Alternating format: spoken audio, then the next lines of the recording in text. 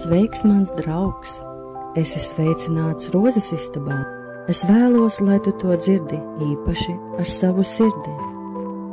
Kādreiz es vienkārši dzīvoju, automātiski reaģēju, dusmojos, slēpos, centos izdzīvot.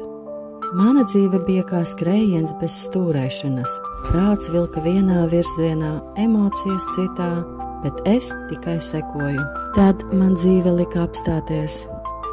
Es neesmu savas domas. Es esmu tas, kurš tās novēro. Es neesmu savas jūtas. Es esmu tas, kurš tās spēj sajust un saprast. Es neesmu savas reakcijas. Es varu izvēlēties rīkoties citādi.